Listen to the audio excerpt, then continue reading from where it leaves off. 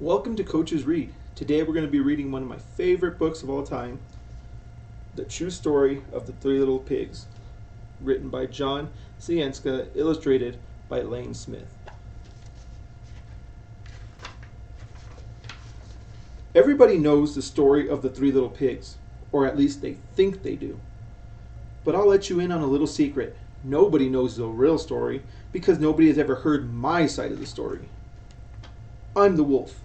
Alexander T. Wolf. You can call me Al. I don't know how this whole big bad wolf thing got started, but it's all wrong. Maybe it's because of our diet.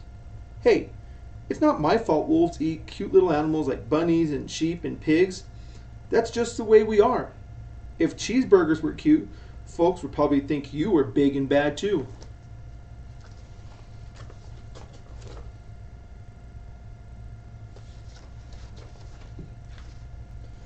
But like I was saying, the whole big bad wolf thing is all wrong. The whole story is about a sneeze and a cup of sugar. This is the real story.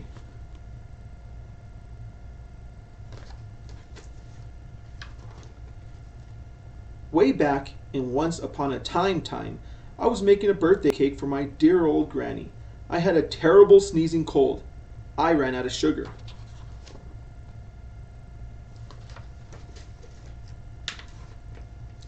So I walked down the street to ask my neighbor for a cup of sugar. Now this neighbor was a pig, and he wasn't too bright either. He had built his whole house out of straw. Can you believe it? I mean, who in his right mind would build a house out of straw?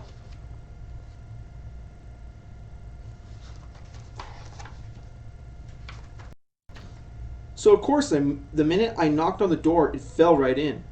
I didn't want to just walk into someone else's house, so I called, little pig, are you in?" No answer. I was just about to go home without the cup of sugar for my dear old granny's birthday cake. That's when my nose started to itch. I felt a sneeze coming on. Well, I huffed and I snuffed.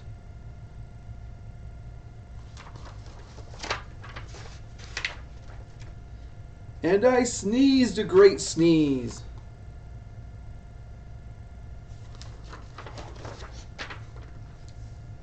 And you know what? That whole straw house fell down. And right in the middle of the pile of straw was the first little pig, dead as a doornail. He had been home the whole time.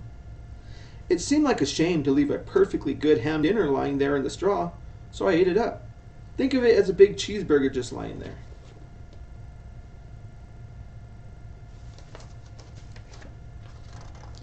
I was feeling a little better, but I still didn't have my cup of sugar, so I went to the next neighbor's house. This neighbor was the first little pig's brother. He was a little smarter, but not much. He had built his house out of sticks. I rang the bell on the house. Nobody answered. I called, Mr.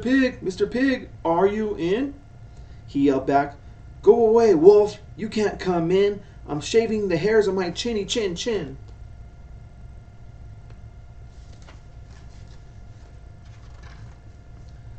I had just grabbed the doorknob when I felt another sneeze coming on. I huffed and I snuffed and I tried to cover my mouth, but I sneezed a great sneeze. And you're not going to believe it, but this guy's house fell down just like his brother's. When the dust cleared, there was the second little pig, dead as a doornail. Wolf's honor.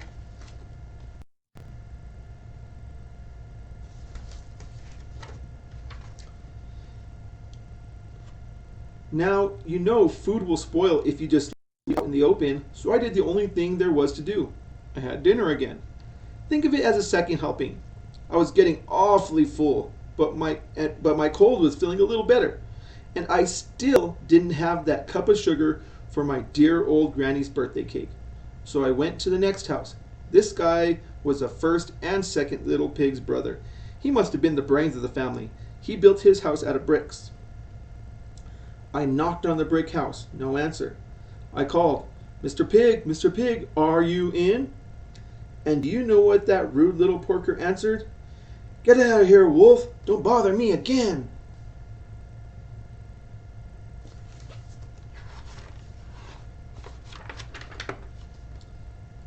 Talk about impolite. He probably had a whole sack full of sugar, and he wouldn't give me even one little cup for my dear sweet old granny's birthday cake. What a pig. I was about to go home and maybe make a nice birthday card instead of a cake when I felt my cold coming on. I huffed, and I snuffed, and I sneezed once again. Then the third little pig yelled, "And your old granny can sit on a pin."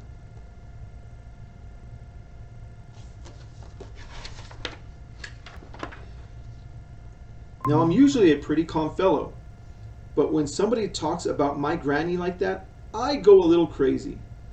When the cops drove up, of course I was trying to break down the pig's door, and the whole time I was huffing and puffing and sneezing and making a real scene.